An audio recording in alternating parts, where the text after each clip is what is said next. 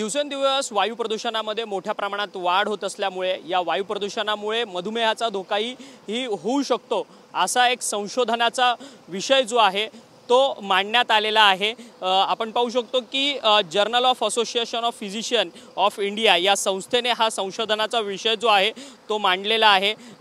प्रदूषित हवेचा श्वास घेतल्याने टाइप 2 चा मधुमेह होण्याची शक्यता आहे असा एक संशोधनाचा विषय या संस्थेने दिलेला आहे। दिल्ली आणि मुंबईत हा संशोधन जो आहे तो करण्यात आलेला आहे। मुंबईमध्ये आणि दिल्लीमध्ये दरवर्षी हवेच्या प्रदूषणामुळे जवळपास 30,000 नागरिकांचा मृत्यू होतोय आणि ह्या गंभीर विषयावरती या संस्थेने ज्यावेळेस हा संपूर्ण संशोधन पर विषय हाती घेतला आणि त्यानंतर रिसर्च करून ही माहिती मिळवली की जवळपास प्रदूषित हवेच्या संपर्कात आल्यामुळे मधुमेहाचा टाइप 2 आजार जो आहे तो होऊ शकतो। त्यामुळे या सगळ्याच्या संदर्भात नागरिकांनी काळजी घेणं देखील अत्यंत महत्त्वाचं आहे।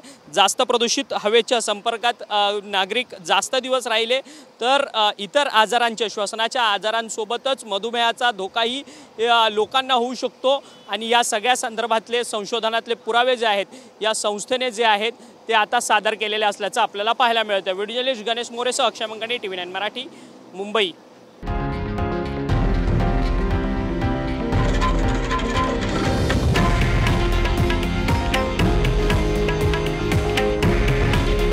हे आहे देशातील नंबर 1 न्यूज नेटवर्क आणि आपण पाहत आहात TV9 मराठी। काळजी तुमची, हित महाराष्ट्राचं।